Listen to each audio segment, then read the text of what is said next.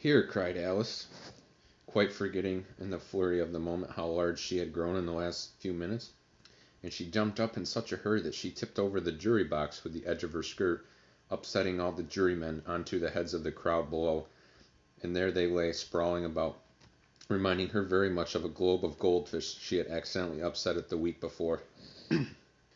"Oh, I beg your pardon!" she exclaimed in a tone of great dismay, and began picking them up as quickly as she could, for the accident of the goldfish kept running out of her head, and she had a vague sort of idea that they must be collected at once and put back into the jury box, or they would die. "The trial cannot proceed," said the king in a very grave voice, "until all the jurymen are back in their proper places. All," he repeated with great emphasis, looking hard at Alice as he said so. Alice at the jury box. Alice looked at the jury box and saw that in her haste she had put the lizard in head downward, and the poor little thing was waving his tail about in a melancholy way, being quite unable to move. She soon got it out again and put it right. "No, that it signifies much," she said to herself. "I think there should be quite as much use in the trial one way up as the other." As soon as the jury had a little recovered from the shock of being upset, and their slates and pencils had been found and handed back to them, they set to work very diligently to write out a history of the accident. All kept the lizard, who seemed much overcome to do anything but sit with its mouth open, gazing up into the roof of the court. "What do you know about this business?" the king said to Alice. "Nothing," said Alice. "Nothing whatever?" persisted the king. "Nothing whatever," said Alice. "That's very important," the king said, turning to the jury. They were just beginning to write this down on their slates when the White Rabbit interrupted.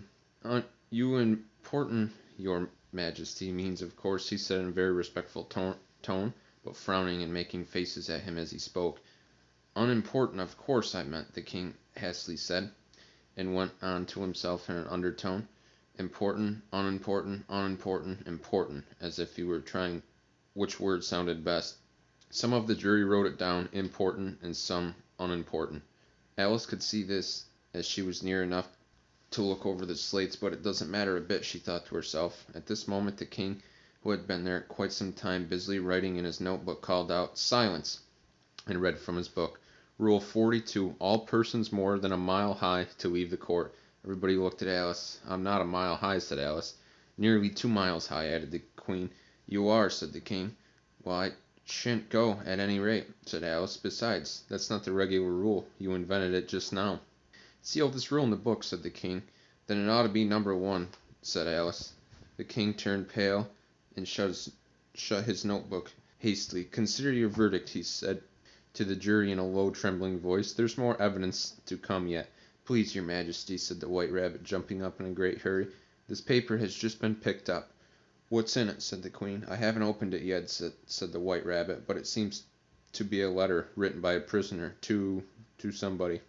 "Have been that," said the king, "unless it was written to nobody, which isn't usual, you know." "Whom is it directed to?"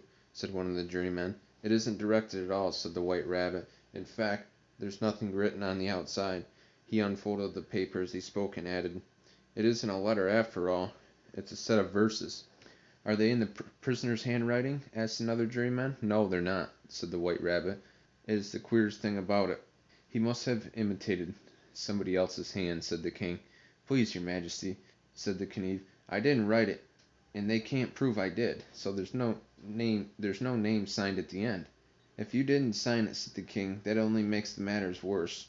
You must have met some mischief, or else you'd signed your name like an honest man." There was a general clapping of hands at this time. It was the first really clever thing the king had said that day. "That proves his guilt," said the queen. "It proves nothing of the sort," said Alice. "Why do you even know what they're about?" "Read them," said the king. The White Rabbit put on his spectacles. "Where shall I begin?" "Please, your majesty," he asked. "Begin at the beginning," the king said gravely, "and go on till you come to the end. Then stop." After the rabbit read the verses, the king stated, "That is the most important piece of evidence we've heard yet. So now let the jury—" "If any one of them can explain it," said Alice, "I'll give them sixpence. I don't believe there's an atom of meaning in it." The jury all wrote down on their slates, "She doesn't believe there's an atom of meaning in it," but none of them attempted to explain the paper. "If there's no meaning in it," said the king, "that saves the world of trouble, as we need try find any. And yet I don't know," he went on, spreading out the verses on his knee and looking at them with one eye. "I seem to see some meaning in them after all." Said I could not swim. "You can't swim, can you?" he added, turning to Kneve. Kneve shook his head sadly. "Do I look like it?" he said.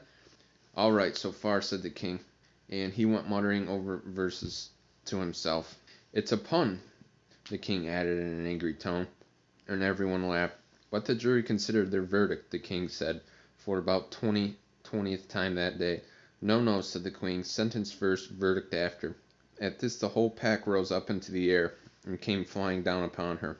She gave a little scream, half of fright, half of anger, and tried to beat them off, and found herself laying on the bank with her head in the lap of her sister, who was gently brushing away some dead leaves that had fluttered down from the trees onto her face. "Wake up, Alice dear," said her sister. "Why, what a long sleep you've had." "Oh, I've had such a curious dream," said Alice, and she told her sister as well as she could remember them, all these strange adventures of her that you have just been reading about. And when she had finished, her sister kissed her head. "It was all a curious dream, dear, certainly, but now we can run into your tea. It's getting late." So Alice got up, ran off, thinking while she ran, as well she might, what a wonderful dream it had been. But her sister sat still as she left her, leaning her head on her hand, watching the setting sun, and thinking of little Alice and all her wonderful adventures, till she too began dreaming after a fashion, and this was her dream. First she dreamed a little of Alice herself. Once the tiny hands were clasped upon her knee, and the bright, eager eyes were looking into hers. She could hear the very tones of her voice, and see the queer little toss of her head to keep back wandering hair that would always get into her eyes, and still she listened, or seemed to listen. The whole place around became alive with strange creatures of her little sister's dream. She sat on, with closed eyes, and half believed herself in Wonderland. She knew she had but to open them again, and all would change to dull reality. The grass would be the only rustling in the wind, the pool would be rippling to the wave of the reeds, the rattling teacups would change to tinkling sheep bells, and the queen's shrill cries to the voice of the shepherd boy, and the sneeze of the baby, the shriek of the guffawn, and all the other queer noises would change.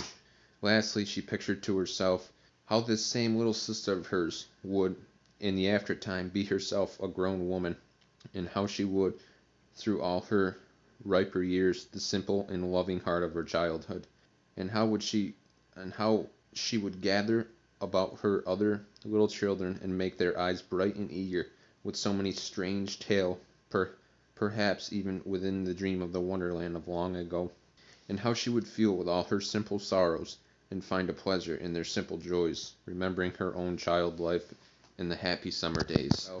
How this same little sister of hers would, in the aftertime, be herself